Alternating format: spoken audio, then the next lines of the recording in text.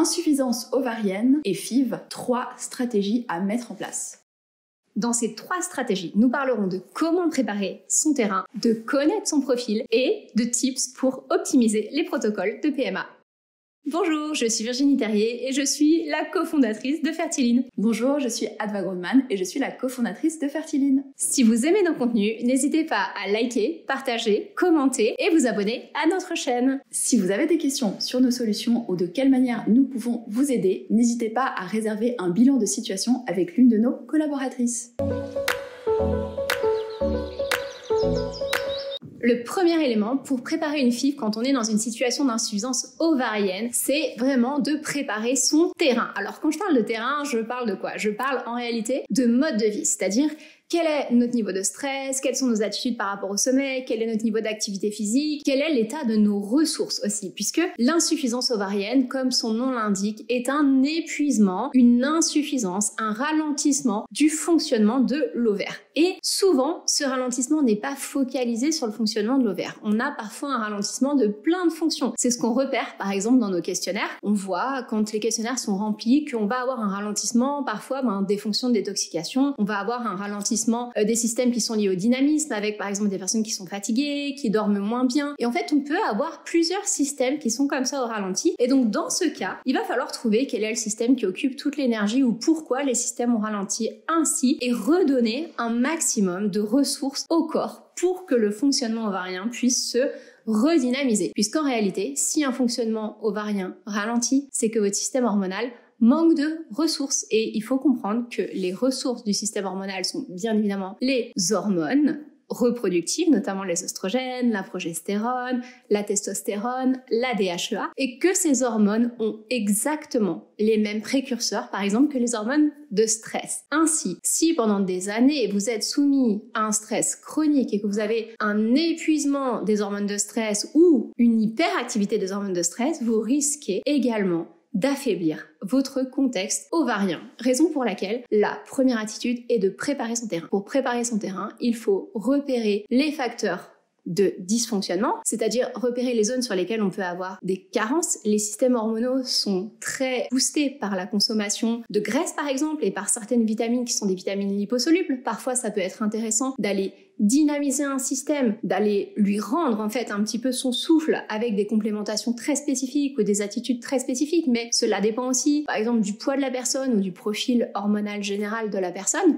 Aussi d'établir si des attitudes qu'on soupçonne parfois bonnes pour la santé créent en fait un épuisement de fond. Par exemple, une activité physique trop intensive sur un organisme qui est déjà épuisé peut aggraver en fait la situation d'épuisement. Donc en réalité, il faut bien comprendre que dans une situation d'épuisement de système, on doit parfois faire des choses qui nous sembleraient anarchiques. On doit parfois arrêter le sport si le système est épuisé. Mais il faut comprendre en fait le contexte de la personne. Il faut comprendre aussi si on a plutôt un surpoids, une inflammation, une oxydation, si on a plutôt un déficit de graisse corporelle qui justement affecte les ressources de l'ovaire. Donc il y a plein d'éléments de terrain qui sont des indicateurs et qui sont des facteurs de dysfonctionnement de l'ovaire. Et dans ce cas, il faut évidemment les repérer et travailler dessus. Préparer son terrain, c'est donc une des priorités. Et par contre, il faut vraiment avoir en tête toujours que la folliculogenèse totale est un processus qui dure très longtemps. Ça dure vraiment beaucoup plus de 6 mois. On a une phase d'accélération à la fin de la folliculogenèse qui est une accélération à peu près de 3 mois. Donc quand on envisage de rééquilibrer le terrain, de redonner des ressources, souvent il faut quand même laisser 3 mois avant de repartir sur la FIV. Donc le temps de préparation dont je parle, la préparation c'est identifier les facteurs qui sont finalement les facteurs de déséquilibre de terrain, les améliorer et laisser effectivement 3 mois avant de retourner en FIV.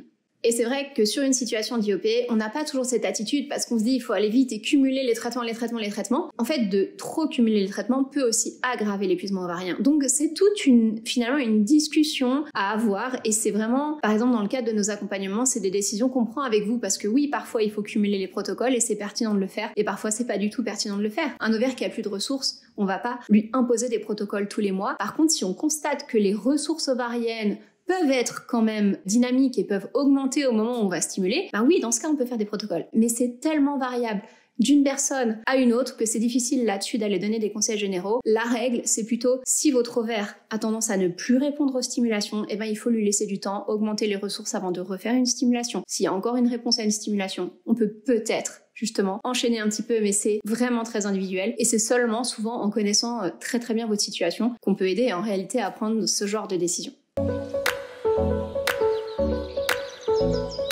Le deuxième élément, c'est de connaître aussi votre profil de réponse à la FIV et à la stimulation. Parce qu'en fait, évidemment, vous vous dites, c'est logique, je suis en insuffisance ovarienne, donc j'ai une mauvaise réponse à la stimulation. Oui, ok, mais la réponse est mauvaise sur quelle phase exactement? Est-ce que par exemple, dès le début de la stimulation, on a une quantité de follicules qui est très très insuffisante? Est-ce que la quantité de follicules est suffisante en début de stimulation, mais ces follicules disparaissent trop et on se retrouve avec trop peu de follicules en fin de stimulation, ce qui peut parfois être le cas dans des profils d'endométriose et qui doit nous alerter sur peut-être la présence d'une endométriose ou la nécessité d'agir en fait sur l'inflammation associée à une endométriose? Est-ce que sur la FIV, ce qui pose problème, c'est finalement pas tant la quantité d'ovocytes, mais c'est le fait qu'ils ne se développent pas, que les embryons ne se développent pas, notamment sur la phase de J1 à J3, ce qui nous indique que la qualité ovocytaire n'est pas suffisante. Donc pour pouvoir optimiser une FIV, il faut vraiment savoir quel est votre profil de réponse à la FIV. Quelles sont les étapes qui posent problème? Ou est-ce que l'étape qui pose problème, par exemple, est-ce qu'une étape en plus qui pose problème est l'étape justement de l'épaississement de l'endomètre? Est-ce que l'endomètre n'est jamais assez épais? Dans une insuffisance ovarienne, on a aussi ce critère-là. C'est intéressant de savoir finalement quelle case on doit cocher pour améliorer, pour optimiser la situation. Est-ce qu'on doit améliorer justement le statut des follicules de base? Est-ce qu'on doit améliorer des critères de maturation parce qu'ils sont intoxiqués d'une façon ou d'une autre pendant la maturation? Est-ce qu'on doit améliorer le développement embryonnaire? Est-ce qu'on doit améliorer l'épaississement de l'endomètre? Il y a beaucoup de critères à prendre en compte quand on va faire une FIV dans une situation d'insuffisance ovarienne et ces critères-là, eh bien, il faut les relever, il faut les connaître et c'est ce qui va permettre d'améliorer en fait les FIV suivantes. Le troisième élément, c'est d'avoir les bonnes attitudes pour optimiser les protocoles. Évidemment, la particularité d'une situation d'insuffisance ovarienne, c'est la mauvaise réponse en général à une stimulation. C'est-à-dire qu'on va stimuler à une certaine dose pour laquelle on s'attendrait à une réponse importante chez une personne qui n'a pas de situation d'insuffisance ovarienne. Et dans le cadre de l'insuffisance ovarienne, on va avoir une réponse qui sera décorrélée, une réponse qui sera beaucoup plus faible avec une quantité d'ovocytes qui sera beaucoup plus faible. Pourquoi? Parce que tout simplement, quand on stimule, on va donner une hormone qui s'appelle la FSH, qui est l'hormone folliculostimulante. Et cette hormone folliculostimulante va commencer à maturer les follicules, qui vont commencer à produire les oestrogènes, qui vont les oestrogènes eux-mêmes soutenir encore la maturation folliculaire. Donc c'est toute une dynamique hormonale qui se met en place et votre corps doit participer à cette dynamique hormonale. Par exemple, il y a certaines attitudes alimentaires qui peuvent augmenter, justement améliorer la quantité d'oestrogènes que vos follicules vont libérer et qui vont du coup améliorer la maturation des follicules. Mais ces attitudes-là, en fait, elles se préparent en amont sur le terrain et elles doivent être amplifiées au moment de la FIV. Donc ça peut être justement de moduler la quantité de sucre par exemple dans l'alimentation, d'aller agir sur différents facteurs qui sont plutôt des micronutriments. Mais en tout cas, sur la phase de stimulation, c'est intéressant d'identifier ce qui se passe, de savoir quelles doses vont être utilisées, quel protocole va être utilisé, est-ce qu'on a un protocole par exemple antagoniste ou non. Et en fonction du protocole, on va coller des attitudes alimentaires qui vont amplifier en fait les effets de la phase de stimulation. Également, dans le mode de vie en général, quand on a une stimulation, on est en extra-physiologique. On va pousser nos ovaires à faire quelque chose d'incroyable et vraiment qui est au-dessus de ce qu'ils font habituellement. C'est-à-dire qu'on va devoir aussi mobiliser les ressources là au niveau de l'ovaire. Donc, sur le mode de vie, on va aussi viser des attitudes qui vont préserver l'énergie. C'est-à-dire que sur une phase de stimulation, on va éviter d'aller s'entraîner pour faire un marathon et on va essayer de préserver un temps de sommeil conséquent, un niveau de stress plutôt bas pour essayer de faire en sorte que le maximum des ressources soit vraiment sur le fonctionnement des ovaires pendant la stimulation. Donc ça, c'est pour la phase de stimulation. Ensuite, dans cette phase de stimulation, entre par exemple la ponction et le transfert, on va avoir le fameux résultat de l'épaisseur de l'endomètre, qui est un résultat qu'on va pouvoir aussi booster avec l'alimentation, qu'on va pouvoir influencer. Et puis au moment du transfert, eh bien là, tout dépend du mode de transfert, puisque évidemment, il y a plusieurs protocoles de transfert. Si on a un transfert frais, ça veut dire que dans un transfert frais, on bénéficie de sa propre progestérone. Il y a beaucoup d'attitudes alimentaires aussi qui peuvent augmenter votre propre production de progestérone. Et donc ça, c'est l'idéal d'adapter justement votre alimentation, votre sommeil, votre gestion du stress en phase post-transfert pour booster la progestérone. Et si on est sur un transfert substitué, les attitudes pourront être différentes aussi. Ce qui est très important quand on est dans cette situation d'insuffisance ovarienne et qu'on va sur une FIV, c'est de connaître son protocole et justement d'optimiser chaque étape du protocole avec justement le mode de vie.